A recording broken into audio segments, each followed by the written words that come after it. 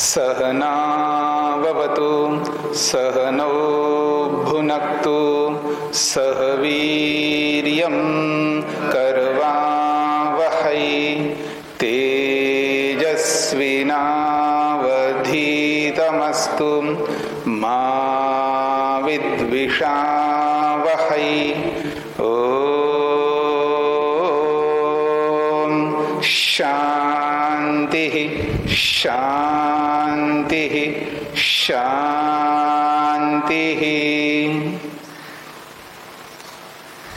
वैशेषिक दर्शन के 2 अध्याय हमने पूरे किए हैं। तीसरा अध्याय प्रारंभ होने जा रहा है।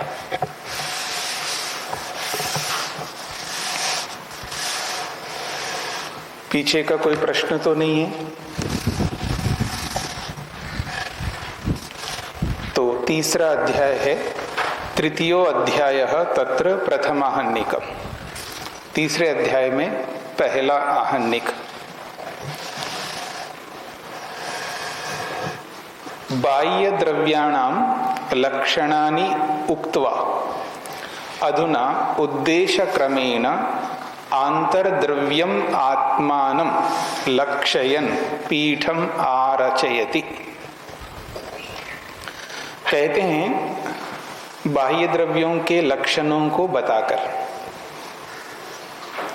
अब उद्देश्य क्रम से, उद्देश्य समझते हैं ना, निर्देश क्रम, यानी द्रव्यों का जिस क्रम से निर्देश किया है उसको उद्देश्य कहते हैं। अर्थात क्रम से वर्णन करना। जो क्रम से वर्णन होता है, क्रमिक वर्णन को उद्देश्य शब्द से कहा जाता है। तो जिस क्रम से द्रव्यों का वर्णन किया है उन द्रव्यों में आत्मा द्रव्य है जिसका क्रम है। तो आंतर द्रव्यम, और वो भी आंतरिक द्रव्य है।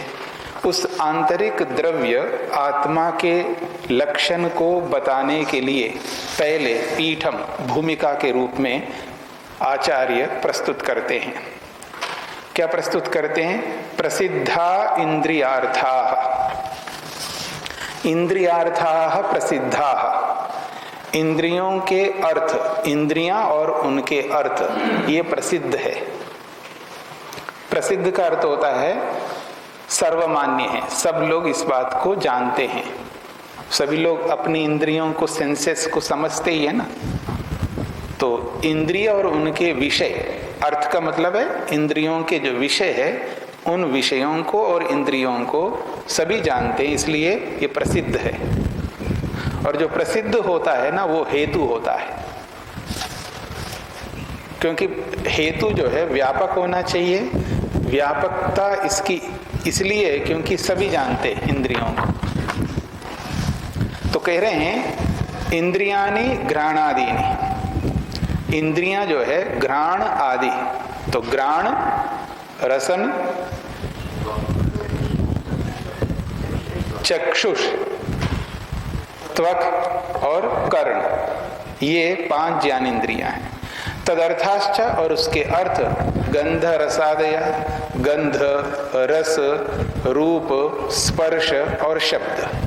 तो 5 ज्ञानेंद्रियां और उनके 5 विषय, ये सब के सब प्रसिद्धा, प्रसिद्ध है, अर्थात प्रकृष्ट सिद्धा, अच्छी प्रकार से, उत्तम रीति से ये सिद्ध है, सभी जानते हैं। ये अलग बात है, देखिएगा, मैं देख रहा हूं, ठीक है ना, आंखों से देख रहा हूं।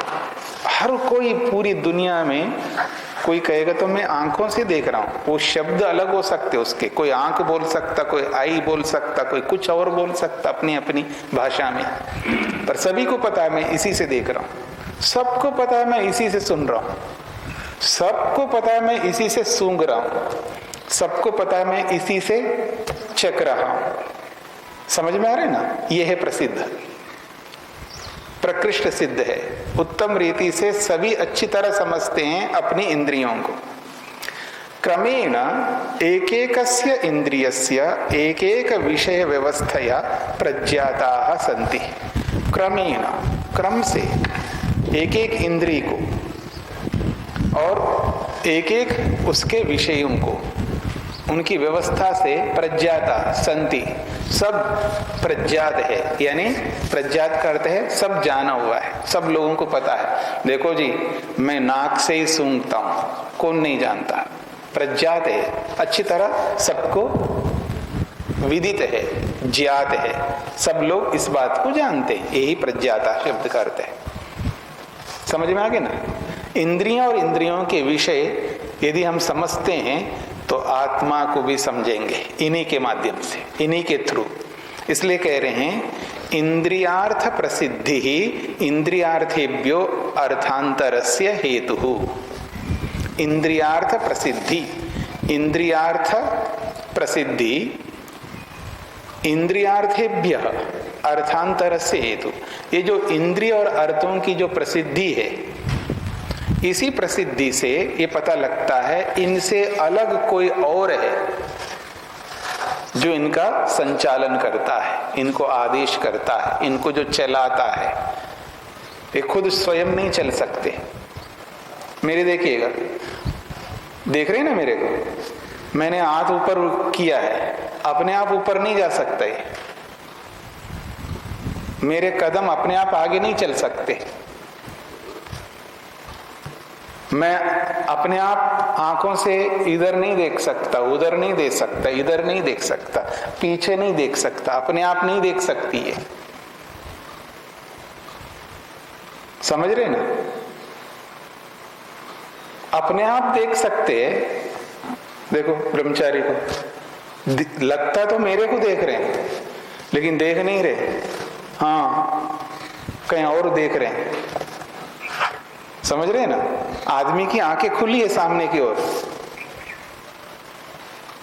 ऐसा खड़ा है छत के ऊपर कहीं भी, और मन कहाँ है उसका? कहीं और है। तो आंखें खुली है लेकिन देख नहीं रहा होता है। उसके सामने कोई उसका मित्र या उसका कोई अपना व्यक्ति आकर के खड़ा होता है, कुछ बोल ही नहीं रहा है, ऐसे से कर रहा है, कुछ नहीं, और उसको पकड़ के हिलाओ ऐसे, हाँ क्या है, तब देखता है। इसका मतलब अपने आप नहीं देख रही आंखें, कोई है देखने के लिए संकेत करता है, तब आंखें देखती है।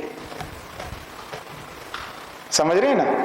तो इसलिए कह रहे हैं इंद्रियार्थ प्रसिद्धि, इंद्रिय और उसके अर्थ जो प्रसिद्ध है, ज्ञात है, सर्वविद है, पर इंद्रियार्थेभ्य, इन इंद्रियों और इनके अर्थों से अर्थांतर भिन्न, अर्थांतर का मतलब है भिन्न किसी वस्तु का ये हेतु है। कौन? इंद्रियार्थ प्रसिद्धि। इंद्रिय और उनके अर्थों की जो प्रसिद्धि है, यही प्रसिद्धि किसी भिन्न वस्तु को, अलग वस्तु को सिद्ध करने में सक्षम है। तो अन्य वस्तु को सिद्ध करने में हेतु बन जाते हैं। इंद्रियाणाम तदर्थानाम च प्रसिद्धि प्रत्यक्षता अनुभूति ही ज्ञानम वा। इंद्रियों और उनके अर्थों की जो प्रसिद्धि है किस तरह है? प्रत्यक्षता अनुभूति। ये प्रत्यक्ष सबको अनुभूति होती है, इंद्रियों का और उनके अर्थों का, और उनका जो भी ज्ञान होता है सबको। ग्राणादि इंद्रियेभ्यः गंधादि अर्थेभ्यश्च भिन्नस्य वस्तुना। जो घ्राणादि 5 ज्ञानेन्द्रियां हैं और गंधादि जो 5 विषय है, इन 10 से भिन्न किसी वस्तु का, जो कि आत्म द्रव्यस्य हेतु, ये आत्मा रूपी द्रव्य को सिद्ध करने के हेतु बन जाते हैं। कौन? इंद्रिय और उनके अर्थ। उनको सिद्ध करने में आत्मा रूपी द्रव्य का हेतु का वो साधकम भवति, साधक साधन बनते हैं। इंद्रियानि तु करणानि। कैसे बनते हैं साधन? तो कह रहे इंद्रियां तो करण है, करण का मतलब साधन है। कुठारादिवत, जैसे कुलाड़ आदि के समान। हाँ, ब्रह्मचारी कभी हाथ में कुल्हाड़ा लेते हैं, कभी स्क्रू ड्राइवर लेते हैं, कभी पेचकस लेते हैं, कभी कुछ लेते हैं। ये सब क्या है? साधन है। साधनानि संति, ये सब साधन है। आत्मनो, किसके साधन है? आत्मा के साधन है। आत्मनः साधनानि, आत्मा के ये साधन है। अथ गंधादयो अर्थाः, और गंध आदि जो विषय है, गंध, रस, रूप, स्पर्श, शब्द, ये जो विषय है ये प्रयोजनानि ही आत्मना, ये आत्मा के प्रयोजन है। ये पांचों विषय आत्मा के प्रयोजन है। यही तो काम करते आप सुबह उठने से लेकर के रात्रि में सोने तक, जब से होश में आए हो ना तब से लेकर आज तक, और जब तक मरेंगे नहीं तब तक क्या है हमारे प्रयोजन? गंध आदि, रूप, रस, गंध, स्पर्श, शब्द, इन्हीं के लिए तो लगा रहता आदमी। ये प्रयोजन है हमारे। समझ में आ रहा है ना आप सबको? किसी को लगता है ये प्रयोजन कैसे है, प्रयोजन नहीं हो सकते, अगर किसी का मत हो तो बोल सकते हैं। किसी का मत नहीं है ना, तो यही प्रयोजन है। इन्हीं प्रयोजनों के लिए रात दिन लगा रहता आदमी। एवं इस प्रकार से इंद्रियानाम प्रयोक्ता, और ये कौन है? आत्मा इंद्रियों का प्रयोक्ता है, उनका प्रयोग करने वाला है।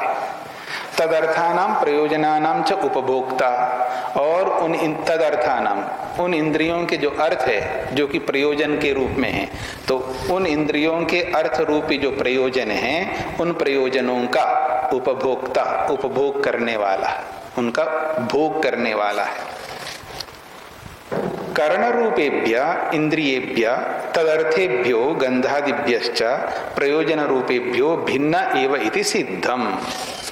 तो परिणति क्या निकल रहा है? कर्ण स्वरूप जो इंद्रियां हैं, कर्ण रूपेभ्य इंद्रियेभ्य, जो कर्ण स्वरूप यानी साधन रूप जो इंद्रियां हैं उनसे, और तदर्थेभ्य, और उन इंद्रियों के जो अर्थ रूपी जो गंधादि पांच विषय है जिनको प्रयोजन कहते हैं, इन प्रयोजनों से, अर्थात उन इंद्रियों से और उनके प्रयोजनों से भिन्न एव, वो आत्मा अलग ही है, इति सिद्धम, ये सिद्ध होता है।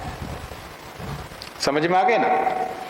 आत्मा को सिद्ध करने के लिए हेतु क्या बन रहे हैं? इंद्रियां और उनके अर्थ आत्मा को सिद्ध करने के लिए हेतु बन रहे हैं। इंद्रियां ही आत्मा को सिद्ध कर रही हैं, और इंद्रियों के विषय जो है आत्मा को सिद्ध कर रहे हैं। लड्डू लड्डू के लिए नहीं होता है। हाँ, क्या खाया आपने कल? मोहनथाल, बेसन की चक्की। बेसन की चक्की बेसन के चक्की के लिए नहीं होता है। किसके लिए होता है? भोक्ता के लिए, भोग करने वाले के लिए होता है। विषय विषय के लिए नहीं होता है ना। उसमें क्या था? बेसन की चक्की में क्या था? रूप था, गंध थी, रस था, स्पर्श था, सब कुछ था ना। और उसी को भोगा है किसी ने। वो अपने आप को कौन भोगेगा? पुस्तक को भोग सकता है क्या? या भोग सकती है क्या? पुस्तक के लिए नहीं होती है, मकान के लिए नहीं होता है, कपड़े के लिए नहीं होता। ये सब भोक्ता के लिए होते हैं, भोग करने वाले के लिए होते हैं। इसे उनसे अलग है, भोग करने वाला इनसे अलग है। तो आत्मा की सिद्धि विषयों से भी हो रही है, आत्मा की सिद्धि इंद्रियों से भी हो रही है, आत्मा की सिद्धि शरीर से भी होगी। तो इसलिए यहां इन दो सूत्रों से ये स्पष्ट किया गया है, आत्मा इनसे अलग है।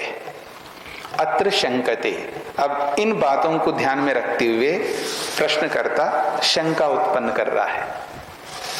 सो अनपदेशः, वह जो इंद्रियार्थ प्रसिद्धि है वो अपदेश नहीं हो सकता, हेतु नहीं हो सकता, वो अनपदेश है, अहेतु है, साधन नहीं बन सकता। आत्मा को सिद्ध नहीं कर सकते इंद्रियां और उसके अर्थ।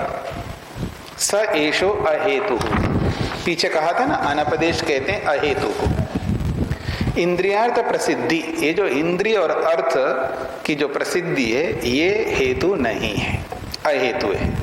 क्यों नहीं है? यतः ही इंद्रियानि शरीरांगानि, इंद्रियां जो है ये शरीर के अंग है। शरीरमाश्रयन्ति, शरीर के आश्रित रहते हैं। तथा इंद्रियार्थाश्च भौतिका, और इंद्रियों के जो अर्थ विषय है रूप रस आदि ये भौतिक है। और इंद्रिय ही गृह्यन्ते, इंद्रियों से ग्रहण किए जाते हैं, इंद्रियों से ही अपनाए जाते हैं। शरीरम अपि भौतिकम, शरीर भी भौतिक है। तस्मात् शरीरम एव चेतनम, शरीर को ही चेतन मानो, शरीर से भिन्न और किसको चेतन मान रहे हो, कोई आवश्यकता नहीं है। शरीरम एव चेतनम इंद्रियार्थ आश्रयत्वात्, क्योंकि इंद्रिय और उनके अर्थों का वो आश्रय है शरीर, जो आश्रयी है वो शरीर है। तो इसलिए कह रहे हैं इंद्रिय अर्थ आश्रयत्वात्, इंद्रियों और अर्थों का आश्रय शरीर होने से न तद भिन्नम अर्थांतरम अपेक्षते, तो शरीर से भिन्न किसी और वस्तु को मानने की आवश्यकता नहीं है, ये प्रश्नकर्ता कह रहा है। प्रश्न स्पष्ट हो गया जी। समाधत्ते चतुर्भिः सूत्रे, 4 सूत्रों से इसका समाधान किया जा रहा है। पहला समाधान है कारण अज्ञानात्, दूसरा है कार्येषु ज्ञानात्, तीसरा है अज्ञानाच्च, और चौथा है अन्यद एव हेतुः इति अनपदेशः। एषाम एक वाक्यतास्ति, इन 4 सूत्रों में एक रूपता है। कारण अज्ञानात् पहला सूत्र है, वो कहते हैं शरीरस्य कारणेषु खलु अज्ञानात् ज्ञान अभावात्। शरीर के एक एक कारण को पकड़ करके देखिए सूक्ष्मता से। शरीरस्य कारणेषु, शरीर के एक एक कण, एक एक अवयव, एक एक सेल में अज्ञानात् ज्ञान अभावात्, उसमें चेतनत्व आपको दिखाई नहीं देगा। शरीर के एक एक पार्ट में चेतनत्व के ना होने से, चेतनता के ना होने से, नहीं शरीर कारणेषु भूतेषु ज्ञानमस्ति, शरीर के एक एक सेल में, एक एक कारण में ज्ञान नहीं है, यानी चेतनत्व नहीं है।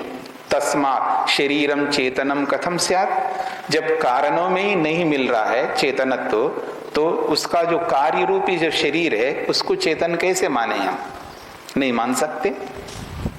स्पष्ट हो रहा है ना। न तत् चेतनम इत्यर्था, इसलिए हम कहते हैं वो शरीर चेतन नहीं हो सकता। नहीं जी शरीर ही चेतन है, अगर ऐसा आप कहना चाहते हो तो देखो आपको दिखाते हैं। कार्येषु ज्ञानात् अथ चेत उच्चेता सूक्ष्मेण चैतन्यम भूतेषु विद्यते। देखिएगा आपको समझ में नहीं आ रहा है कि सूक्ष्मता से चेतनता उसी में रहती है, आपको कैसे दिखाई देगा। कारणों में सूक्ष्मता से चेतनता विद्यमान है। अतः चेत उच्चेता सूक्ष्मेन चैतन्यम भूतेषु विद्यते। यदि कोई ये कहे भूतों में अर्थात शरीर के कारणों में, एक एक सेल में, एक एक अवयव में सूक्ष्मता से माइक्रो होकर के चेतनता विद्यमान है, यदि ऐसा कहे तो तेषाम कार्ये शरीरे तद अभिविद्यते, और जब सूक्ष्मता से वो विद्यमान रहता है तो कार्य में वो प्रकट होता है। अब देखिएगा सूक्ष्म तत्व इतने सूक्ष्म होते हैं न वो आंखों से दिखाई देते हैं, इसका मतलब ये था कि उसमें रूप नहीं है। माइक्रो होकर के एक सेल को, एक एटम को ऐसा देखो आपको उसमें रूप ही नहीं दिखाई देगा। लेकिन जब उसी को, एक एक एटम को, एक एक परमाणु को जोड़ जोड़ करके मोटा बना देते हैं तो सब दिखाई देता है, दिखाई भी देता है, स्पर्श भी उसमें समझ में आता है, उसका रस भी आता है, उसकी गंध भी आती है, सब कुछ आते हैं। तो सूक्ष्मता से उन्हीं में चेतनता विद्यमान है, ये कहा जा रहा है। यदि आप ऐसा कहते हैं तो अज्ञानात्, ठीक है। तो घटपटादिषु कार्येषु खलु अज्ञानात्, शरीर में क्यों दिख रहा है, फिर घड़े में भी, मकान में भी, वस्त्र में भी, पंखे में भी, सब में चेतनता दिखाई देनी चाहिए। वो भी तो, उसमें भी तो चेतनता है। जैसे शरीर कार्य है वो भी कार्य है। नहीं ये तो आदमी के द्वारा बना इसलिए इसमें नहीं आता है, तो भगवान के द्वारा बनाए पहाड़ है, मैंने थोड़ा बनाए पहाड़ों को, उसमें दिखाई देना चाहिए चेतनता। जब कारणों में है तो उस कार्य में भी आना चाहिए। इस शरीर को भी मैंने नहीं बनाया, माँ ने नहीं बनाया ना। क्यों जी? अगर माँ ने बनाया होता तो थोड़ा लंबा करते ना बेटे को, नाटक क्यों है? आपको अगर माँ ने बनाया तो थोड़ा गोरा बना देते, पर ऐसा नहीं है। न तो शरीर को बनाया ना पहाड़ को बनाया हमने, किसी ने नहीं बनाया। हाँ, घड़े, मकान, वस्त्र आदि को तो चलो हमने मान ली, इसमें हम नहीं ला सकते, तो वो भी नेचुरल बने हुए हैं, ये भी नेचुरल बना हुआ है। तो इसी में क्यों चेतनता, उसमें क्यों नहीं है? इसका क्या हेतु है आपका? तो यही कहना चाह रहे हैं, अज्ञानात् घटपटादिषु कार्येषु खलु अज्ञानात् घड़ा वस्त्र आदि जो कार्य है वो भी तो कार्य है, उसमें तो चेतनता नहीं है। घटपट आदयो अपि भूतानाम कार्याणि, ये जो वस्त्र है, घड़ा है, ये सब है, ये भी तो भूतों का ही तो कार्य है। तत्र तो न चैतन्यम अभिव्यक्ति भूतम, उनमें तो चेतनता प्रकट नहीं हो रही है। पुनः कथम अनपदेश उच्यते, कैसे आप हमारे हेतु को अनपदेश हेतु कह रहे हो? इंद्रियार्थ प्रसिद्धि रूपी जो हमारा हेतु है उसको कैसे आप अनपदेश के रूप में, अहेतु के रूप में कहना चाह रहे हो? यहां तक स्पष्ट हो गया? अतः इसलिए अन्यत खलु ज्ञानम तदत्र हेतु रुच्यते, वो जो हेतु है अन्यत खलु ज्ञानम, वो बिल्कुल ज्ञान अलग है, अर्थात वो इन कार्यों में दिखाई नहीं देगा। घड़ा वस्त्र आदि जितने भी कार्य हैं उसमें नहीं दिखाई देगा। अन्यत खलु ज्ञानम, वो चेतनता बिल्कुल अलग है। तदत्र हेतु रुच्यते, उसी संदर्भ में तो हेतु हमने दिया है। इंद्रियार्थ प्रसिद्धि, इंद्रियार्थेभ्यो अर्थांतरस्य हेतु, इसलिए तो हमने ये हेतु के रूप में दिया इंद्रियार्थ प्रसिद्धि। ये इंद्रियार्थ प्रसिद्धि ही तो उस भिन्न पदार्थ को, शरीर से अलग आत्मा को सिद्ध करते हैं। प्रसिद्धि प्रत्यक्षम ज्ञानम, ये जो प्रसिद्धि है ये प्रत्यक्ष ज्ञान होता है। प्रत्यक्षम ज्ञानम खलु आत्मनो अस्ति, प्रत्यक्ष आत्मा को ये ज्ञान हो रहा होता है। यत् कि नेत्रे ममा, देखो ये दो मेरी आंखें हैं। नेत्रे ममा, ये दो मेरी आंखें हैं। मम साधनम, ये मेरे साधन है। नेत्राभ्याम रूपम अहम जाने, मैं आंखों से रूप को जानता हूं। ये कौन बोल रहा है? नेत्रों से अलग बोल रहा है। अहम नेत्रयो उपयोक्ता, देखो आपने देखा है, अरे मैंने अपनी आंखों से देखा। ये कौन है? आंखों का प्रयोग करने वाला कह रहा है, मैंने अपनी आंखों से देखा। मतलब देखने वाला अलग है, आंखें अलग है, तो इन आंखों का प्रयोग करने वाला है। इसलिए कह रहे हैं अहम नेत्रयो उपयोक्ता, मैं इन नेत्रों को, आंखों को प्रयोग करने वाला हूं। रूपस्य उपभोक्ता इति, और आंखों से रूप का उपभोग कर रहा हूं। बहुत अच्छा रूप है, बस सामने ही रहे हो, कह रहे ना, बहुत अच्छा रूप है, सामने ही रहे। मैं आंखों का प्रयोग कर रहा हूं और रूप का उपभोग कर रहा हूं। वो कौन है उपभोग करने वाला? इति ज्ञानमत्र सूत्रे लक्ष्यम, यही ज्ञान, यही चेतनत्व इस सूत्र में लक्षित है। मतलब इसी चेतनत्व को ये सूत्र बता रहा है। इंद्रियार्थ प्रसिद्धि इंद्रियार्थेभ्य अर्थांतरस्य हेतु, ये सूत्र इसी बात को स्पष्ट कर रहा है। तस्मात् हेतु रस्ति, इसलिए इंद्रियार्थ प्रसिद्धि हमारे लिए हेतु है। इत्यतः, इसलिए यत् पूर्व पक्षत्वेन उक्तम अनपदेशा, जो प्रश्नकर्ता के द्वारा हमारे इस हेतु को अनपदेश के रूप में, अहेतु के रूप में जो कहा है, स एव अनपदेशा, उसका कथन ही अहेतु है। हमारा हेतु अहेतु नहीं है, उसका ऐसा बोलना ही अहेतु है। न अस्माकम कथनम अनपदेशा, हमारा कथन अहेतु नहीं है, उसी का कथन अहेतु है।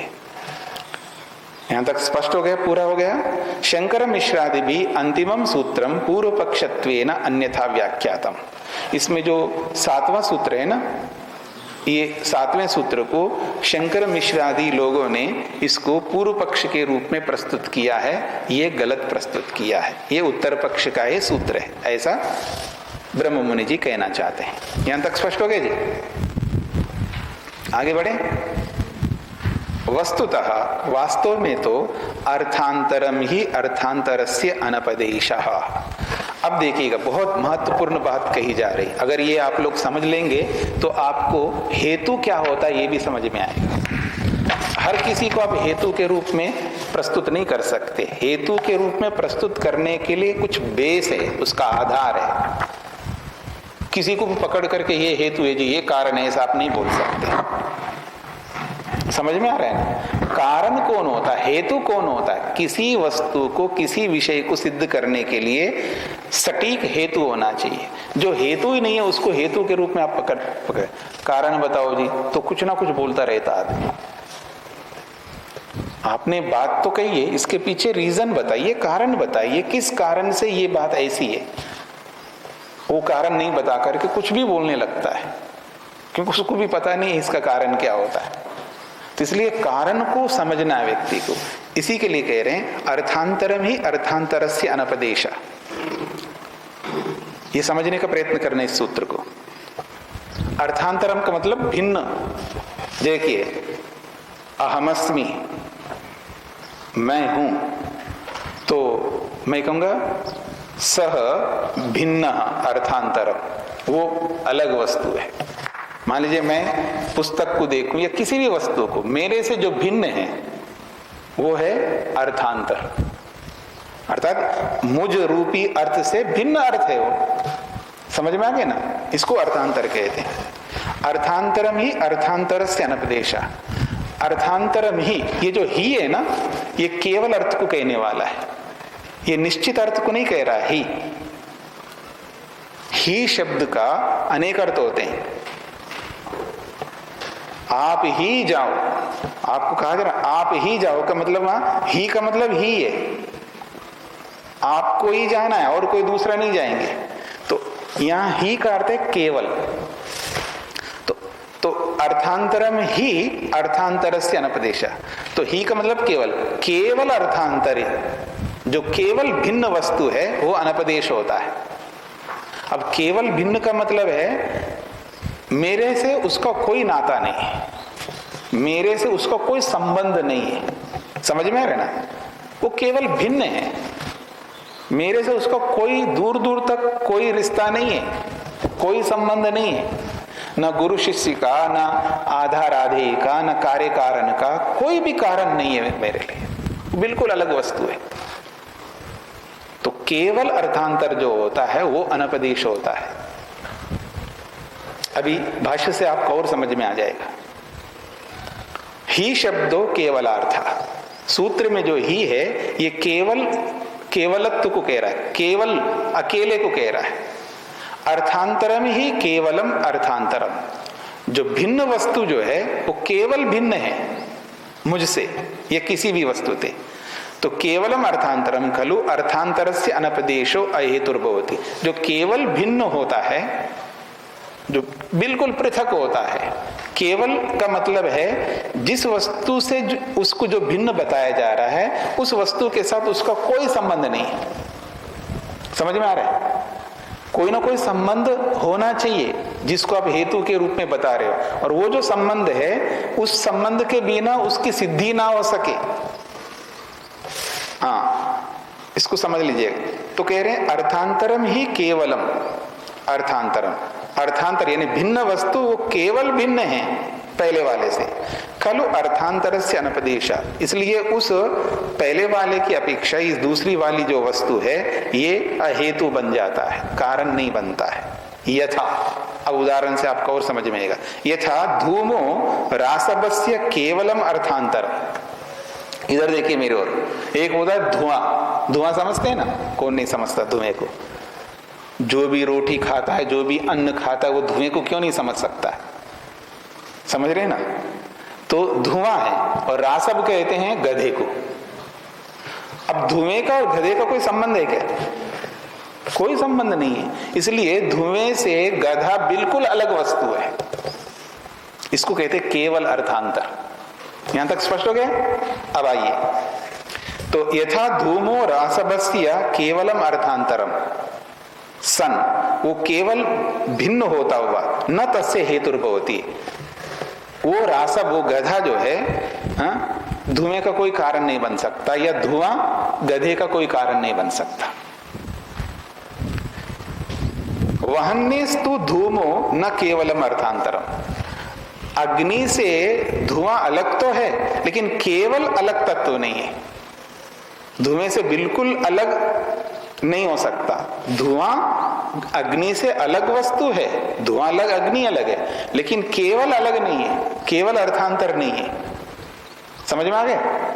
तो कह रहे हैं वहन्नेस्तु धूमो न केवलम अर्थांतरम किंतु तत्कार्यम, वो अग्नि का कार्य है, क्योंकि अग्नि से तो धुआं पैदा होता है, वो अलग होता हुआ भी केवल अलग नहीं है। जैसे धुआं और गधा बिल्कुल अलग अलग है, ऐसे अग्नि और धुआं अलग अलग तो है लेकिन केवल अलग अलग नहीं है, उनका आपस में संबंध है।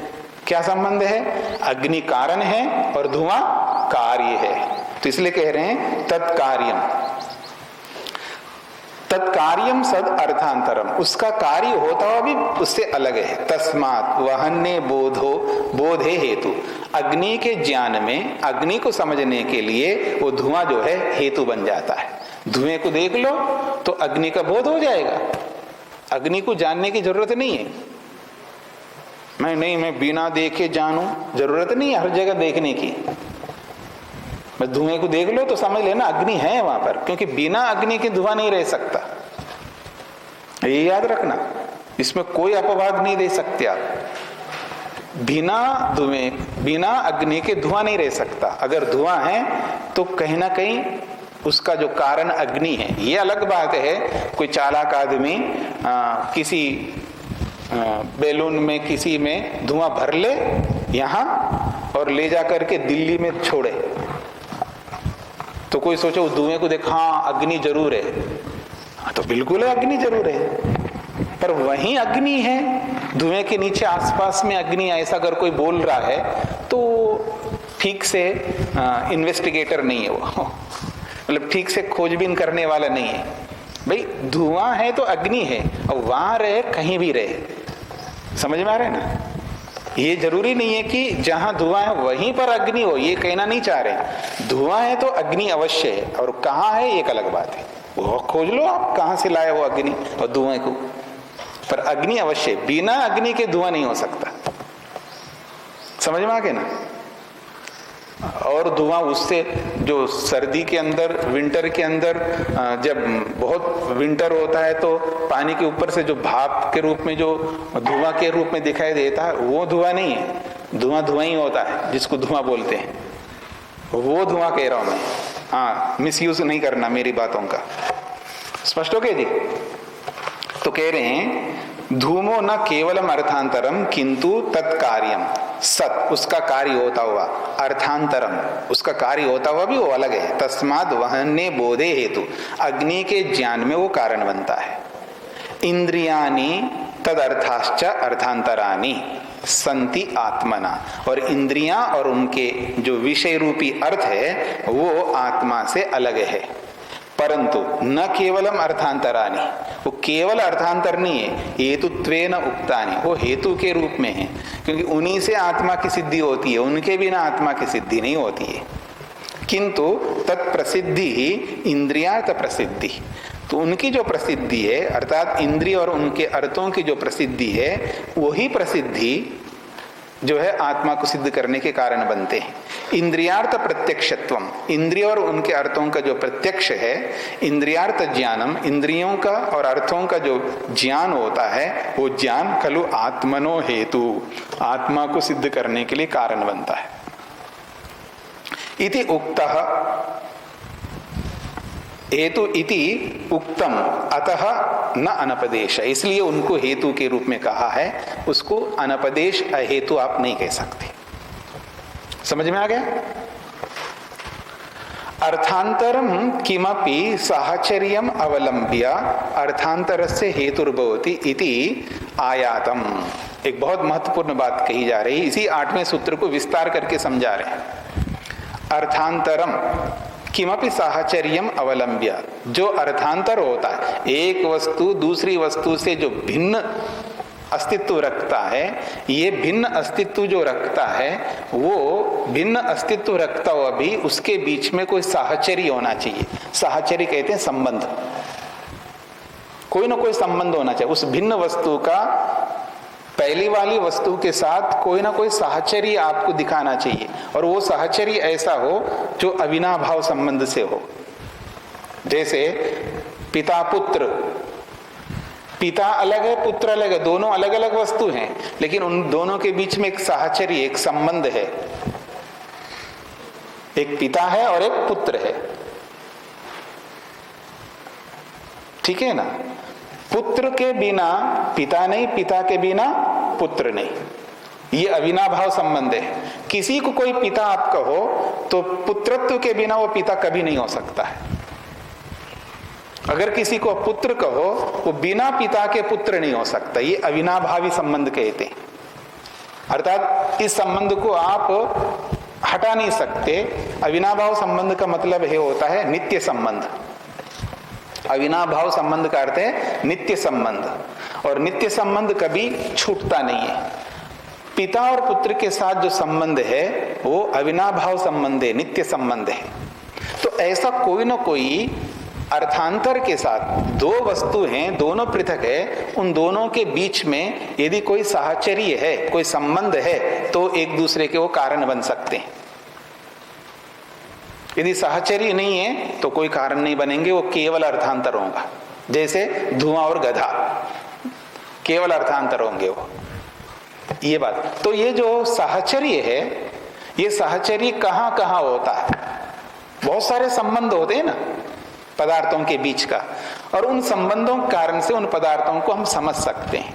तो कितने संबंध होते हैं, वैशेषिक अपने ढंग से उन संबंधों को, उनके साहचर्य को बता रहा है। तो कह रहे हैं अर्थांतरम किमपि साहचर्यम अवलंब्य, ये जो अर्थांतर है, जो एक वस्तु से दूसरी वस्तु जो सर्वथा भिन्न है, वो जो भिन्नता है वो किसी साहचर्य को लेकर के होता है। अर्थांतर से हेतुर्भवति, वो तभी संबंध के कारण से, उस साहचर्य के कारण से वो हेतु के रूप में, कारण के रूप में बनता है।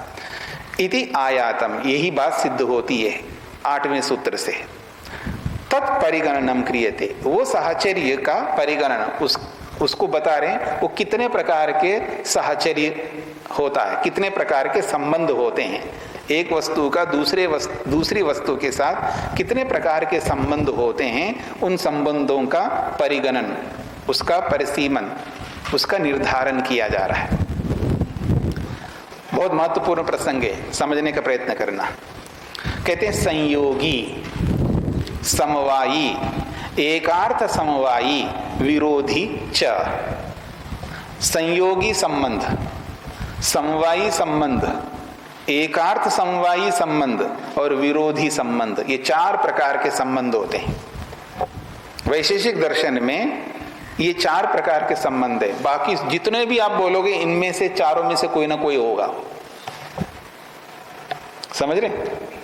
ये जो संबंध बताया ना, एक वस्तु का दूसरे वस्तु के साथ अगर कोई साहचर्य है, वो साहचर्य, वो संबंध 4 प्रकार का होता है। एक तो संयोगी संबंध हो सकता है, या समवायी संबंध हो सकता है, या एकार्थ समवायी संबंध हो सकता है, या विरोधी संबंध हो सकता है। समझ में आ गया ना? तो आइए अब एक एक को समझा रहे हैं। संयोगी संबंध क्या होता है? शरीरम त्वग्वत, शरीरम त्वग्वत, जो शरीर है ये त्वचा वाला है। ये जो वत प्रत्यय है ना, ये मतु प्रत्ययांत है। यहां पर शरीरम त्वग्वत, शरीर जो है ये त्वचा वाला है। तद आवरणम ही त्वक, उस शरीर का आवरण जो है ये त्वचा है। आवरण का मतलब है शरीर को ढकने वाला।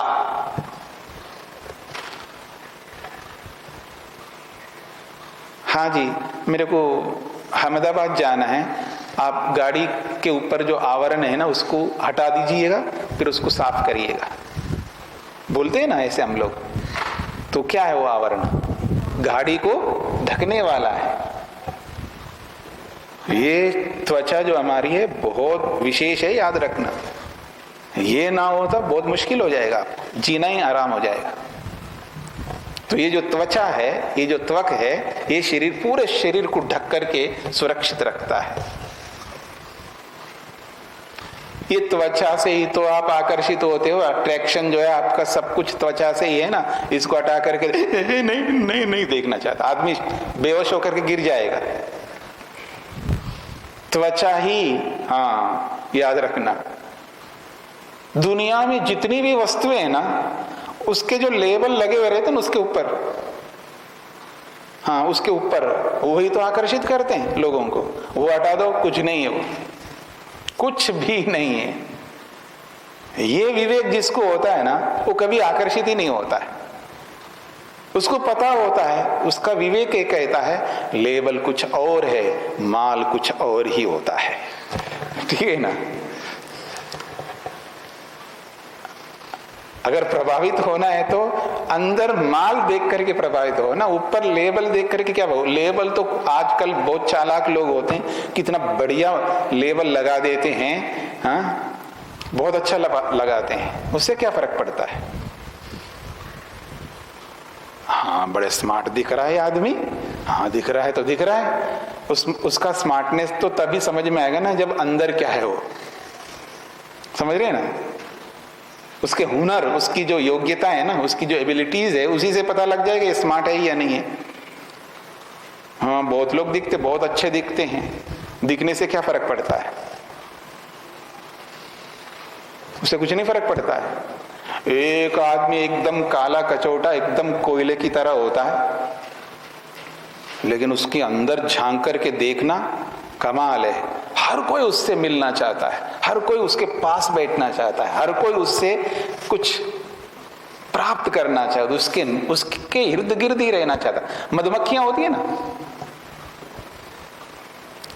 नहीं मधुमक्खियों का नहीं, ये जो क्या बोलते हैं मक्खियां, बरसात के समय में मक्खियां होती है ना, दूसरी मक्खियां उड़ती रहती हैं। आप एक जगह गुड़ रख दो, गुड़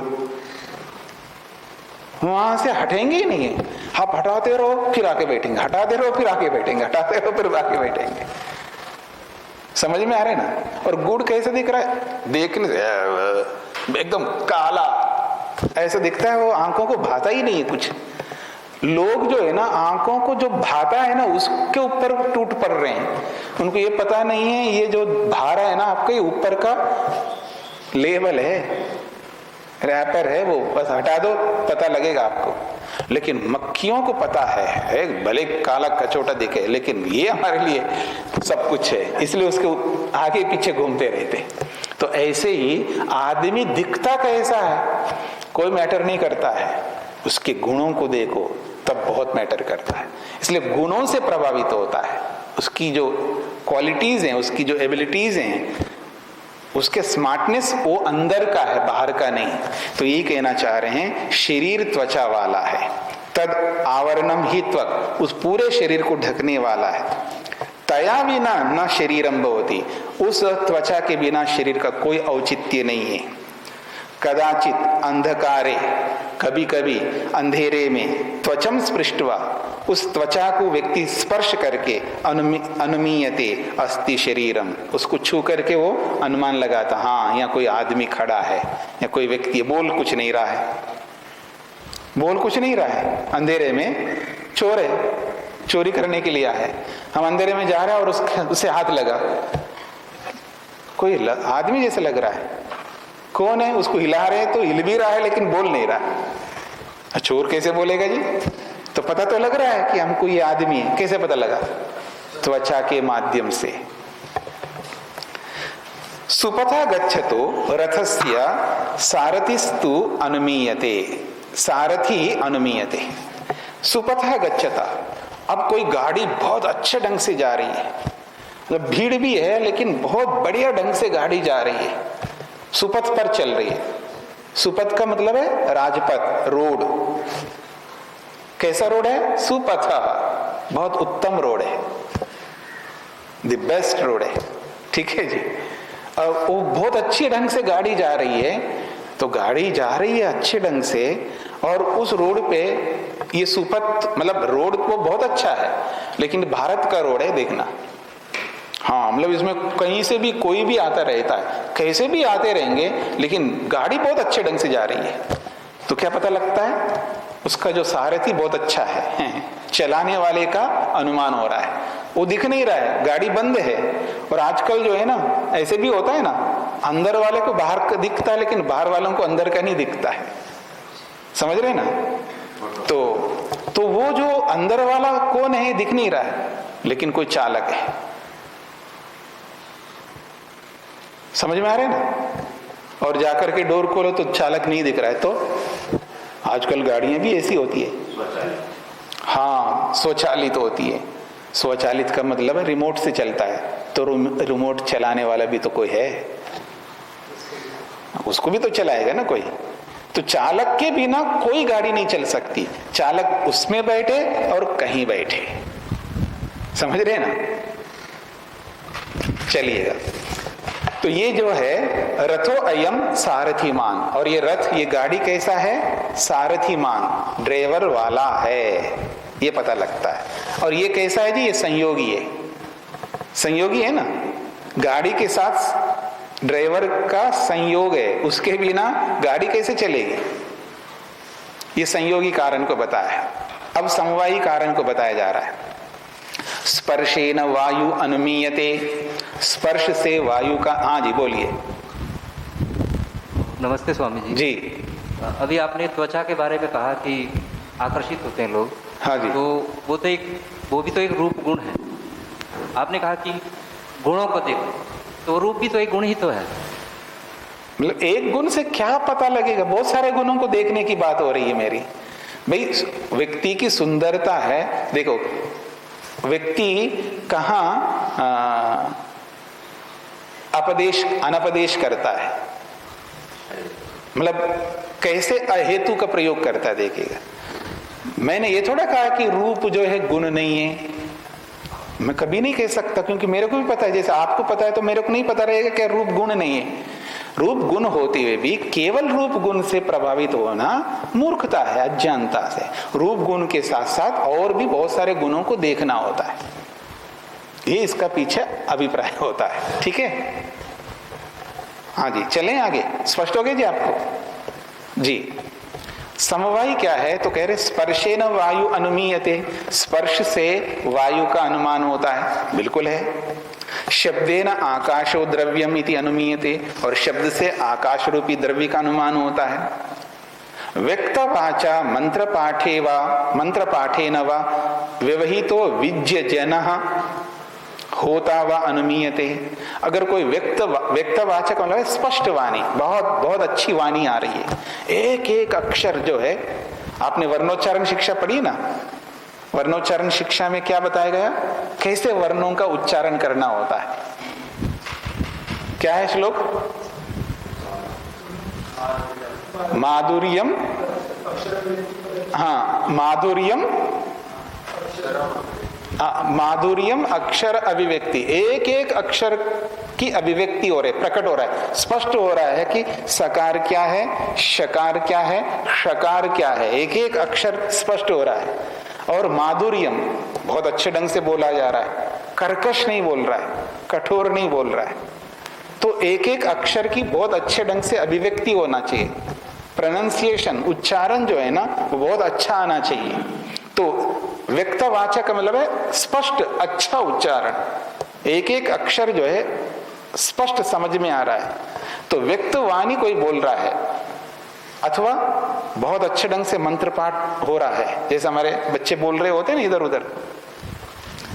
तो व्यवहित तो विज्ञ जैना, पर बोलने वाले को हमने नहीं देखा, वो व्यवहित है, दीवार के पीछे है। ठीक है? बोलने वाला जो हमारे सामने नहीं है, हमारे पीछे है या आगे है या दीवार के पीछे है, दूर है, व्यवहित है। लेकिन वो कौन बोल रहा है? विज्ञ जना, जानकार व्यक्ति बोल रहा है। ऐसे ही नहीं, अज्ञानी व्यक्ति ऐसा नहीं बोल सकता, जानकार व्यक्ति बोल रहा है। और कौन बोल रहा है? होता वा, अथवा ये मंत्र पाठ तो होता करता है, ये तो होता कर रहा है ये मंत्र पाठ, अथवा व्यक्तवाणी जो है जानकार व्यक्ति बोल रहा है। जब कोई व्यक्ति उच्चारण करता है तो इससे पता लगता है इस व्यक्ति को शब्द ज्ञान है, शब्द बोध है, समझ में ना। और कोई व्यक्ति बहुत अच्छा मंत्र पाठ करता है तो समझ लेना ये जानकार व्यक्ति है, ठीक है ना। जिसके अंदर होतृत्व गुण है वो होता बन सकता है, क्योंकि होता जो होता है मंत्रों का बहुत अच्छे ढंग से उच्चारण करता है। जो यज्ञ होता है ना, यज्ञ में बड़े बड़े याग होते हैं, उसमें एक होता होता है, एक उद्गाता होता है, एक अध्वर्यु होता है, ठीक है। ऐसे अलग अलग ऋत्विक गण होते हैं। उन सब ऋत्विक गणों में होता एक ऐसा ऋत्विक गण है जो ऋग्वेदी होता है, और ऋग्वेद के हजारों मंत्र हैं, और उन हजारों मंत्रों को कहाँ कैसे बोलना उसको पता है, कहाँ शंसन करना है, कहाँ स्तोत्र के रूप में करना है, कहाँ स्तुति करना है, कहाँ शस्त्र करना है, ये सब बातें उनको पता रहता है। तो इसलिए पता लगता है ये होता बोल रहा है, उसका अनुमान होता है, क्योंकि उन मंत्रों के उच्चारण को देख करके समझ में आता है, ये कहना चाह रहे। और ये कैसा है, समवायी है, ठीक है ना। समवायी समझते हैं ना, समवेत है, उसी के साथ समवेत है। ये वाणी किस में समवेत है, बोलने वाले में समवेत है। और स्पर्श किस में समवेत है, वायु में समवेत है। शब्द किस में समवेत है, आकाश में समवेत है। इसलिए समवायी कारण है। तो समवायी कारण जहां होता है वहां वो कारण बनता है। शब्द से आकाश का बोध, स्पर्श से वायु का बोध, व्यक्त वाणी से विज जन का बोध, या मंत्र पाठ से होता का बोध, ये है समवायी कारण है। समझ में आ गया जी। दो कारण बताए, एकार्थ समवायी विरोधी च, इन दो कारणों को सूत्रकृत आचार्य, सूत्र बनाने वाले महर्षि कनाद स्वयं उदाहरति सूत्रे, आगे आने वाले सूत्रों से इन दो कारणों को स्पष्ट करेंगे। आगे बढ़े। एकार्थ समवायिनः उदाहरणम आचष्टे, एकार्थ समवायी के उदाहरण को आचार्य सूत्रकार बताते हैं। एकार्थ समवायी क्या होता है पहले आपको समझना है। मैंने वो चार्ट दिया था, आपने लिख करके दूसरों को दिया है जी, तो कब देंगे? मैंने इनको कब पता नहीं किसको बोला था ले लेना मेरे को, तो इतने दिन हो गए ये व्यक्ति लिए ही नहीं उस चार्ट को, और कल जाकर के वो ले लिए, और कल से आज तक वो भी दूसरी जगह तक पहुंचा नहीं है। हो सकता है पूरा वैशेषिक होने के बाद पहुंचेगा सबके पास। शीघ्रता करिएगा ना। एकार्थ समवायी क्या होता है, कार्य एकार्थ समवायी क्या होता है, उस चार्ट से आपको समझ में आएगा। पर यहां एकार्थ समवायी को बता रहे। एक ही अर्थ है दो कार्यों का, यानी दोनों एक में समवेत रहते हैं। जो अलग अलग दो एक में जब समवेत होते उसको एकार्थ समवायी कहते हैं। समझ में आ गया ना। तो कैसा होता है यहां पर समझ लेना। तो एकार्थ समवायी का उदाहरण दिया जा रहा है। ये वैशेषिक दर्शन में जो कारण प्रक्रिया है ना, कारण प्रक्रिया में ये जो असमवायी कारण है ये बहुत महत्वपूर्ण है। समवायी कारण तो बहुत सरल है समझना, निमित्त कारण भी बहुत सरल है समझना, लेकिन असमवायी कारण को समझना इतना सरल नहीं है, बहुत गहराई से समझना पड़ता है। कहीं दो चार उदाहरण से आपको ये सोचना नहीं कि ये मेरे को समझ में आ गया। ऐसे ऐसे उदाहरण आते हैं वहां आप चक्कर खाएंगे कि पता नहीं कौन असमवायी कारण होगा। तो इसलिए इन बातों को समझना चाहिए, इसलिए सारे सूत्र है। तो कह रहे हैं कार्यम कार्यांतरस्य, कार्यम कार्यांतरस्य, एक कार्य दूसरे कार्य का कारण बनता है, ये सूत्र का अर्थ है। एकम कार्यम अर्थांतरस्य कार्यस्य कारणम भवति, एक कार्य भिन्न कार्य का कारण बनता है। दोनों कार्य है लेकिन एक कार्य दूसरे कार्य का भी कारण बनता है, और वो दोनों कार्य एक ही अर्थ में समवेत रहते हैं। इसको एकार्थ समवायी कहते हैं। ब्रह्म प्रकाश जी कुछ समझ में आ रहा है? पूछूंगा तब पता लगेगा। कार्य द्रव्यस्तम रूपम कार्यम, कार्य द्रव्य में स्थित जो रूप है वो कार्य कहलाता है।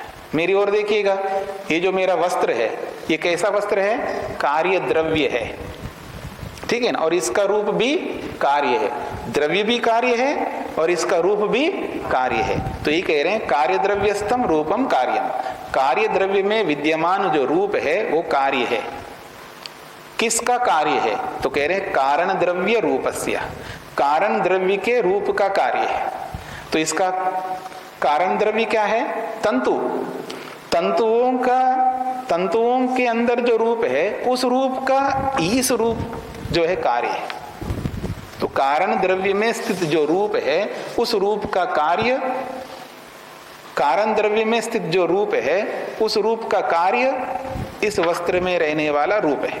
ये कह रहे यथा, उदाहरण दे रहे, वस्त्रस्थम रूपम कार्यम, वस्त्र में विद्यमान रूप कार्य है। तंतुस्थ रूपस्य, किसका कार्य है? तंतु में विद्यमान रहने वाले रूप का। यहां तक पहुंच गए जी। यद वस्त्रस्थम रूपम कार्यम, जो वस्त्र में विद्यमान रूप कार्य है, तद कार्यांतरस्य वस्त्रगतस्य स्पर्शस्य स्वभिन्नस्य कार्यस्य हेतुर्भवति। इस बात को समझना है आपको। जो वस्त्र में विद्यमान रूप कार्य है, ये रूप कार्य भिन्न कार्य, भिन्न कार्य का मतलब है वस्त्र में विद्यमान स्पर्श, वस्त्र में जो स्पर्श है वो भी कार्य है। तो वस्त्र में विद्यमान जो रूप है वही रूप दूसरे कार्य का, जो स्वभिन्नस्य कार्यस्य, अपने से भिन्न यानी रूप से भिन्न जो कार्य है अर्थात स्पर्श, उस स्पर्श का हेतु भवति, हेतु बनता है। कुछ समझ में आ रहा है ना? नहीं आए ना? अब मेरी ओर देखिएगा। ये जो वस्त्र है, इस वस्त्र में रूप है। इस रूप का कारण कौन है? तंतुओं में विद्यमान रूप, ठीक है ना? अब इसी कार्य रूपी वस्त्र में एक और गुण है जिसका नाम है स्पर्श। समझ में आ रहा है ना? वो स्पर्श किस में है? इसी वस्त्र में है। रूप किस में है? इसी वस्त्र में है। और स्पर्श भी अलग कार्य है और रूप भी अलग कार्य है। तो रूप को देख करके आपको अनुमान होता है इसमें स्पर्श भी है, आपको छूने की कोई जरूरत नहीं है। समझ में आ रहा है ना? दोनों कार्य है, वस्त्र के अंदर दो कार्य हैं, एक रूप और एक स्पर्श, ये दोनों कार्य है। तो एक कार्य वस्तु अपने से भिन्न कार्य वस्तु का कारण बनता है। ये तब बनेगा जब एकार्थ समवायी, यानी एकार्थ समवायी होगा। एक ही अर्थ में वस्त्र रूपी एक ही वस्तु में दोनों विद्यमान हो कार्य, तब होंगे। ये याद रखना। तो वस्त्र के रूप को देख करके वस्त्र का स्पर्श का बोध होता है। एक नियम है, यत्र रूपम तत्र स्पर्शः। ये एक सिद्धांत है, एक व्याप्ति है।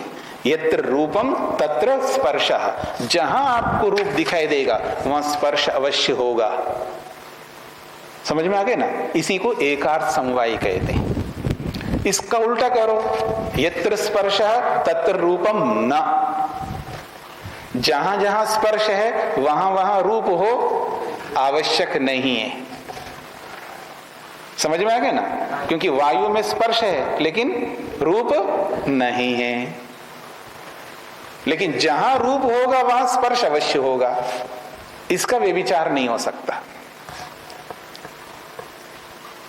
हाँ जी, व्यभिचार का मतलब यहां उल्लंघन, इसका व्यभिचार नहीं हो सकता, मतलब इसका उल्लंघन नहीं हो सकता। जहां रूप है वहां स्पर्श अवश्य होगा, अवश्यम भावी है। और ये दोनों एकार्थ समवायी होंगे, दोनों एक में होंगे, तभी ये बात बनेगी। तो रूप को देख करके स्पर्श का बोध होता है, ये है एकार्थ समवायी। अब समझ में आ गया ना एकार्थ समवायी का मतलब?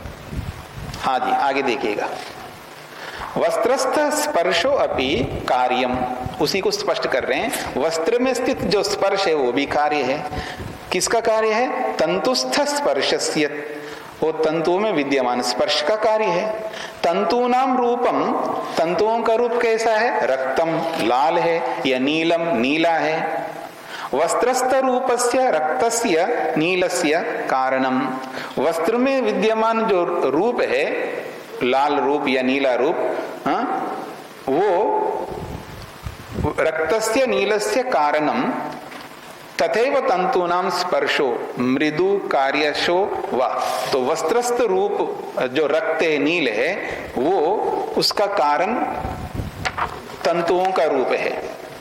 तथैव उसी प्रकार तंतूनाम स्पर्शो मृदु कार्कशो वा, धागों का जो स्पर्श है, कोई मृदु स्पर्श है, कोई कठोर स्पर्श है, ये दोनों प्रकार के स्पर्श जो है वस्त्रस्थ स्पर्शस्य, वस्त्र में स्थित जो स्पर्श है, चाहे वो मृदु हो या कठोर हो, उसका कारण बनता है।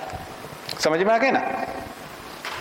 वस्त्रस्थ रूपम कार्यम वस्त्रस्थ स्पर्शस्य, वस्त्रस्थ जो रूप है, वस्त्र में विद्यमान जो रूप है, जो कार्य है, वो वस्त्र में विद्यमान स्पर्श का वो कारण बनता है। स्वभिन्नस्य कार्यस्य हेतुर्भवति, अपने से भिन्न अर्थात रूप से भिन्न जो स्पर्श है, उस स्पर्श का वो हेतु कारण बनता है। कौन? रूप। यानी रूप कारण बन रहा है स्पर्श की सिद्धि में। यतः रूपम न स्पर्शमंतरे न तिष्ठति, रूप जो है स्पर्श के बिना नहीं रह सकता। समझ में आ रहा है ना?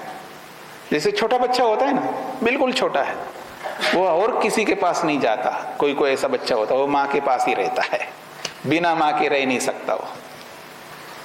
इसलिए हम लोग कहते हैं कई बार कुछ माताओं को, क्या कर रहे हो आप, उसको छोड़ करके जाया करो। नहीं, इसने छोटे, अरे उस छोटे से ही छोड़ के जाना पड़ेगा, नहीं तो बड़े होने के बाद दिक्कत हो जाएगी। समझ में आ रहा है? अजीब से लोग दिखते कई बार, विदेश में देखते हो बिल्कुल 1 महीने का बच्चा छोड़ करके जाते हैं वो। हाँ, जाना पड़ता है, किसी काम के लिए जाना पड़ता है, तो क्या करेंगे वो, क्योंकि वहां ऐसे थोड़े यहाँ की सालों साल बिना काम किए बैठे वो थोड़ी देर के लिए बिना काम किए तो बैठ सकता है, लंबे काल तक नहीं बैठ सकता, नहीं तो घर कैसे चलाएगा। समझ रहे ना? इसलिए वो छोड़ करके जाते हैं। और यहाँ के लिए नहीं, वो बिल्कुल 4-5 साल का हो गया फिर भी नहीं छोड़ना चाहते। नहीं, हम इतने ऐसे छोटे बच्चे को कैसे छोड़ करके जाएंगे। अरे भले आदमी, छोड़ के जाना ही पड़ेगा आपको। तो इसलिए हम कहते हैं बचपन से अभ्यास करो, तो बड़े होने के बाद 2 साल का, 3 साल का, 4 साल का, 5 साल का जैसे होता है उसको भी अभ्यास हो जाएगा। कुछ लोग करवाते हैं, लेकिन बहुत सारे लोग अभी भी नहीं करवाते ऐसा अभ्यास। तो इसलिए कह रहे हैं ये जो रूप है बड़ा शाना है, बिना स्पर्श के नहीं रह सकता ये रूप। ये जो रूप है ये बिना स्पर्श के नहीं रह सकता। जहां रूप है वहां स्पर्श को रहना पड़ेगा, और कोई कारण नहीं है। इसलिए कह रहे हैं रूप बिना स्पर्श के नहीं रह सकता। यत्र रूपम तत्र स्पर्शेनापि भाव्यम, जहां रूप है वहां तो स्पर्श को तो होना ही चाहिए। तथा एक और बात के, गंधोपि रसस्य हेतुर्भवति, गंध भी रस का कारण बनता है। गंधे न रसो अनुमीयते, गंध से ही रस अनुमान होता है। इधर देखो, हाँ, आम दे दिया इनको, मेरे को नहीं चाहिए, दूसरा दो। अरे क्यों नहीं चाहिए? उसने क्या कर दिया? नहीं आ रही अच्छी गंध,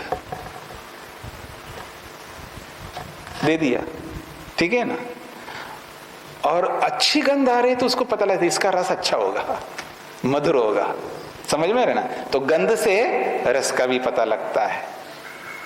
समझ में आ गया ना? तो ये कह रहे हैं गंधोपि रसस्य हेतुर्भवति, गंध भी रस का कारण होता है। गंधेन रसो अनुमीयते, गंध से भी रस का अनुमान होता है। कच्चे आम की गंध अलग प्रकार की होती है, पके की अलग होती है, पके हुए में भी अलग अलग गंध आती है, ठीक है ना? वो गंध बहुत अच्छी आ रही है तो समझ लेना इसका बड़ा अच्छा। वो आम पहचानने वाले होते हैं कौन सा आम कैसा होता है, ठीक है ना? हमारे जो गुरुजी है ना, हमें फल खरीदना सिखवाए हैं। वो बताते थे देखो ये फल ऐसा है तो ऐसा रहता है। वो क्योंकि वो उन्होंने कोई ऐसा फल नहीं होगा जो उन्होंने नहीं खाया हो, मतलब उनको खिलाते थे लोग अच्छे से अच्छे फल, तो उनको हर फल का पता रहता था। ये कैसा है, ये मीठा रहेगा, ये खट्टा रहेगा, ये ऐसा रहेगा, ये हर चीज उनको पता होता था।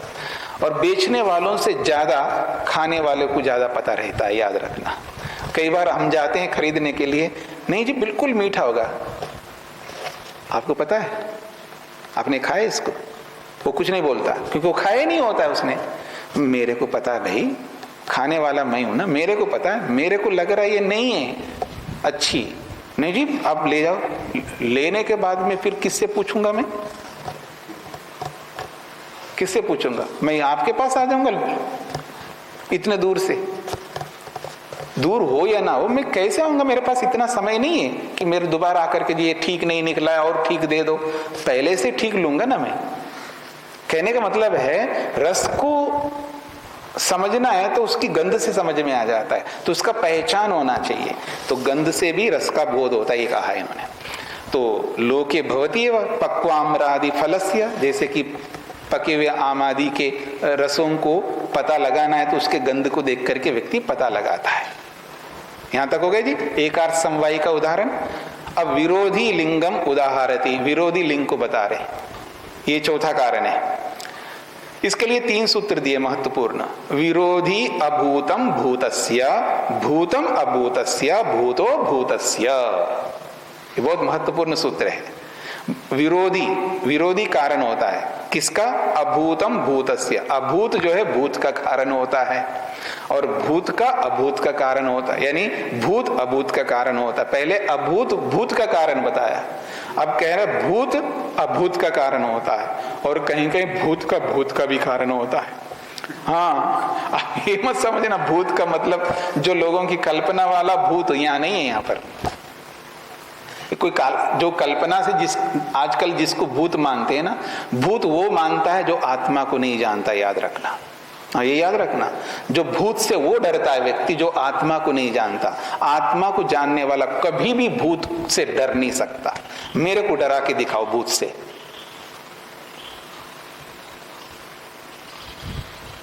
जो आत्मा को जानता हो कभी भी भूत से नहीं डरता। एक और बात बोलता हूं, भले मत जानो आप, लेकिन सांख्य जरूर पढ़ लेना। जो सांख्य को पढ़ लेता है, सांख्य दर्शन, वो भूत के बारे में स्पष्ट क्लियरली उसको बोध होता है भूत क्या होता है। समझ में आ रहा है ना? इसलिए शास्त्र पढ़ा करें।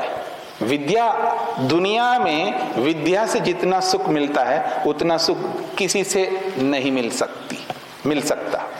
इसलिए महर्षि स्वामी दयानंद ने कहा है कि पूरी दुनिया के जितने भी सुख हो सकते हैं, दुनिया भर के सुख, छोटे बड़े सब प्रकार के, रूप से, रस से, गंध से, स्पर्श से, शब्द से, जितने प्रकार के सुख हो सकते हैं वो तराजू के एक पलड़े में रख दो।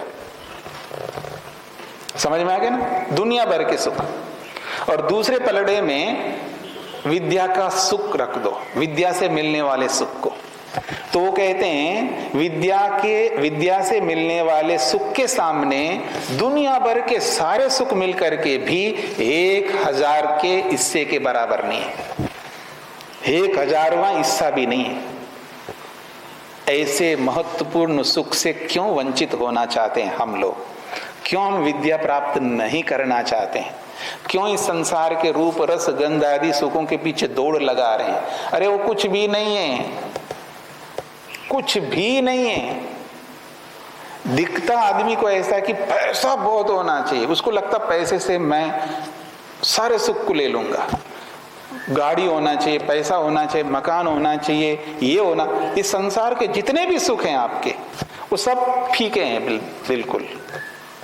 वो तो कह रहे हैं विद्या से मिलने वाले सुख के सामने 1000वें हिस्से के बराबर नहीं है। आप कल्पना करके देखिएगा कितना बड़ा सुख होता है। इसलिए विद्या बहुत महत्वपूर्ण होती है, इसलिए विद्या प्राप्त करनी चाहिए।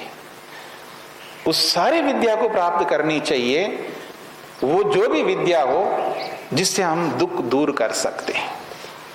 मेरे को ये पता लग जाए ये दुख को दूर करने वाली है, आंख मीच करके आगे पीछे सोचना ही नहीं। मेरे को दिमाग ऐसा बनाना है, यदि ये दुख को दूर करने वाली विद्या है, मेरे को नहीं सोचना है कि पढ़ूं या ना पढ़ूं, इसको प्राप्त करूं ना प्राप्त करूं, कितना समय लगेगा, कुछ नहीं सोचना है मेरे को। हाँ, कुछ नहीं सोचना है, क्योंकि वो दुख को दूर करने वाली है और मेरे को दुख दूर करना है। मैं ये क्यों सोचूंगा ये कितना समय लगेगा? मेरे को समय से क्या लेना देना है? मेरे को लेना देना है दुख को दूर करना है। उसको प्राप्त किए बिना दुख दूर नहीं हो सकता, कितना ही समय लगे, सारा जीवन लग जाए उसमें। ये होना चाहिए। समझ में आ रहा है ना? आइए आगे बढ़ते हैं। तो विरोधी अभूतम भूतस्य, भूतम अभूतस्य, भूतो भूतस्य। ये 3 सूत्र हैं। एषाम एक वाक्यता अस्ति, इन तीनों सूत्रों में एक रूपता है। विरोधी लिंगम अनुमाने त्रिविधम अस्ति तद यथा। जो विरोधी रूपी लिंग है वो 3 प्रकार का है। विरोधी एक प्रकार का नहीं होता है, 3 प्रकार का विरोधी होता है। हाँ, आपका जो दुश्मन होता है ना विरोधी, वो एक ही प्रकार का नहीं होता, 3 प्रकार का होता है, ऐसा कह रहे हैं। तो विरोधी लिंगम, जो विरोधी रूपी जो लिंग है, चिन्ह है, पहचान है, ये जो हेतु, लिंगम का मतलब यहाँ हेतु है। विरोधी भी कारण बनता है, हेतु बनता है, हाँ याद रखना। समझ में आ रहा है ना? वो 3 प्रकार का होता है। एक प्रकार बता, अभूतम भूतस्य सती अपि मेघे अविद्यमाना वृष्टि।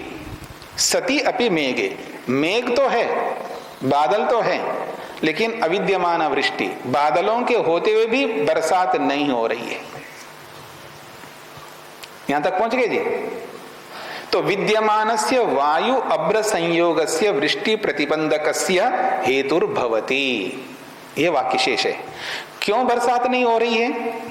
बादल है फिर भी बरसात क्यों नहीं? बरसात का मौसम चल रहा है, सब जगह बरसात हो रहा है, हमारे सिर के ऊपर बादल मंडरा रहे हैं, एकदम काले, एकदम ऐसे बादल मंडरा रहे हैं मेरे सिर के ऊपर, काले काले बादल, घने बादल, लेकिन बरसात नहीं हो रही है। तरसता है किसान। समझ में आ रहा है ना? ऊपर ऐसे मंडरा रहे बादल और काले घने, बरसात का मौसम है, सब जगह बरसात हो रही, वहां नहीं हो रही। तो क्या कारण है? तो कह रहे हैं वायु अभ्र संयोग। वायु और अभ्र, अभ्र का मतलब होता है जो धुंधले बादल, या यूं कहिए घनत्व कम है। हाँ, घनत्व, बादलों का जो घनत्व होना चाहिए वो कम है, तो उसको अभ्र कहते हैं। यानी बादल बनने से पहले का जो स्वरूप होता है वो अभ्र स्वरूप होता है, और उसका और फिर वायु का जब संयोग बना रहता है तो वो रोक रहा होता है। समझ में आ रहा ना? वो रोकता है, बादलों को गिरने नहीं देता है, इसलिए बरसात नहीं होती है। तो वायु और अभ्र का जो संयोग है, वो संयोग जो है वृष्टि प्रतिबंधकस्य कारणम, वायु और अभ्र का जो संयोग है वृष्टि को रोकने का कारण बनता है। ये विरोधी कारण हो गया।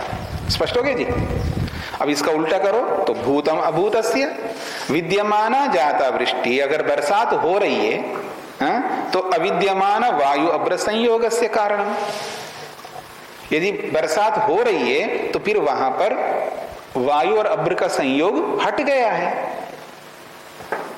तो वायु अभ्र संयोग यानी अविद्यमान वायु अभ्र संयोगस्य कारणम विद्यमान वृष्टिर्भवति, ऐसा है।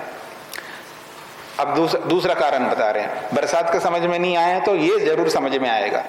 भ्रष्टाचार प्रवर्तमानम अविद्यमान धर्म शासनस्य, अगर आपके जीवन में भ्रष्टाचार विद्यमान है, हाँ ये तो आपको बहुत अच्छा समझ में आएगा। आप भ्रष्टाचार से ओतप्रोत हैं, मतलब आपको सत्य से कोई मतलब नहीं है, हाँ, अहिंसा से कोई मतलब नहीं है, हाँ, अस्तेय से कोई मतलब नहीं है, ब्रह्मचर्य से कोई मतलब नहीं है, अपरिग्रह से कोई मतलब नहीं है, भ्रष्टाचार कूट कूट करके भरा हुआ है आपके जीवन में। तो किसका अनुमान करता है? आपके अंदर धर्म नहीं है, उसको बताता है। इस आदमी के अंदर कोई धर्म कर्म है ही नहीं, ऐसा बोलते हैं ना हम लोग। कैसा आदमी ये आदमी, देख कमाल का आदमी, इसके अंदर कोई धर्म नाम की कोई चीज ही नहीं है। वही व्यक्ति भ्रष्टाचार से युक्त रहता है। तो जहां भ्रष्टाचार वहां धर्म नहीं है, और जहां धर्म है वहां भ्रष्टाचार नहीं है। ये विरोधी है एक दूसरे के, ये कहना चाह रहे हैं। यहां तक स्पष्ट हो गया? अब भूतो भूतस्य, विद्यमानता से ही विद्यमानता का बोध होता है। एक अलग कारण बताया, विद्यमानो विस्फूर्जन सर्पो झटांतरितस्य नकुलस्य लिंगम विरोधी। अब देखिएगा, कहते हैं विद्यमानो विस्फूर्जन सर्पा, सांप है, केवल सांप नहीं है, विस्फूर्जन हो रहा है, फुर ऐसा आवाज कर रही है, अपने जीव बाहर निकाल रहे, फुफकार रही है, सांप बड़ी परेशान होकर के कर रही है। तो उसका जो विस्फूर्जन है, विस्फूर्जन को क्या बोलेंगे आप हिंदी में? एक आदमी बोलेंगे तो मेरे को समझ में आएगा ना। हाँ, पुष्कारना, जो कारना भी बोलो, तो वो जब जहां सांप के अंदर है तो समझ लेना उसके आसपास जो है कोई नेवला है, उसी को देख करके ऐसा करता है। हाँ, एक ब्रह्मचारी जो है ना, दूसरे ब्रह्मचारी से उसकी बनती नहीं है, उसके सामने आते ही उसके चेहरा बदल जाता है। कमर में ना, उसके सामने आते ही चेहरा बदल जाता है। सामने तो आना दूर रहे, उसका नाम लेते ही, वो आदमी भी नहीं है वहां पर, उसके नाम लेते ही उसके चेहरा बदल जाता है, क्योंकि वो विरोधी है उसका। समझ में आ रहा है ना? तो कैसे लोग जीते, कमाल है, क्या शत्रुता है लोगों की, कमाल की शत्रुता है। और ये सारी स्थितियां किसके लिए आती है? उनको विद्या प्राप्त नहीं करना है ना, जिसको, वही ऐसे होते हैं, याद रखना। जिनको विद्या प्राप्त नहीं करना होता है वो इन चीजों में पड़े रहते हैं।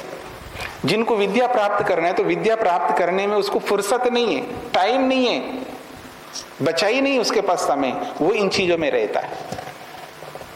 देखो देखो क्या कर रहा है, देखो देखो कैसे बैठ रहा है, देखो ऐसे कैसे कर रहा है। ये कौन करता है ऐसा? जिसके पास काम धंधा नहीं है, जिसके पास विद्या प्राप्त करने का कोई उद्देश्य नहीं है, कोई लक्ष्य नहीं है, वो ऐसा काम में लगा रहता है। कोई निंदा में लगा रहता है, कोई ईर्ष्या में लगा रहता है।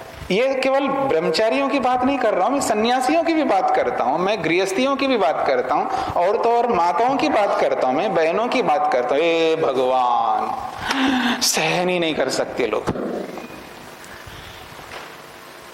देखो कैसे कपड़े पहन लिया, देखो देखो कैसे बाल रखा है, देखो कैसे क्या, मतलब उनको हर चीज से दुखी, परेशान है, उनको हर चीज से परेशानी है उनको। कैसे विरोधी लोग हैं दुनिया में, जिनको विद्या नहीं प्राप्त करना है, जिनको दुख को दूर नहीं करना, जो चाह करके अपने हाथों से दुख मोल लेते हैं। समझ में आ रहा है ना? गुरु शिष्य से परेशान है और शिष्य गुरु से परेशान है। हाँ, सब परेशान है एक दूसरे से, वही रहते हैं, चाहे कोई भी परेशान हो। समझ लेना, जिसको विद्या नहीं चाहिए वही ऐसा रहता है। जो विद्या का पिपासु है, विद्या का भूखा है, वो कभी इन चीजों में नहीं पड़ता।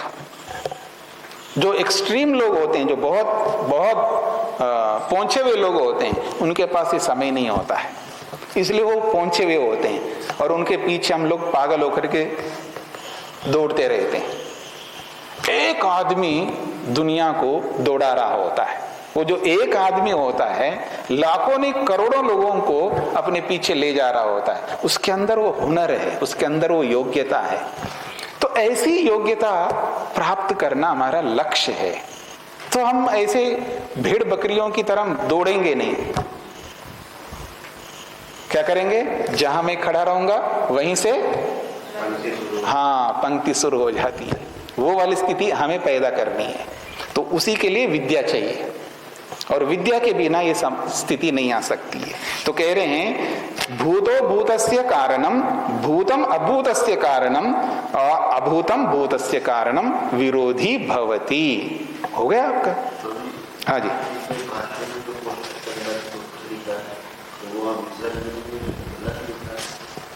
कहाँ? पुस्तक के अंदर सूत्र को लिखा गया जी। हाँ, वो कोई बात नहीं, वो हटा लो उसका। भूत का मतलब विद्यमानम वस्तु।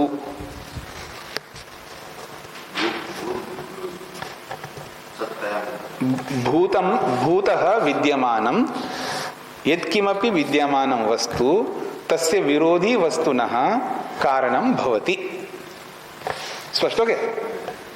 इतना ही रखते हैं। ओम शांति शांति शांति।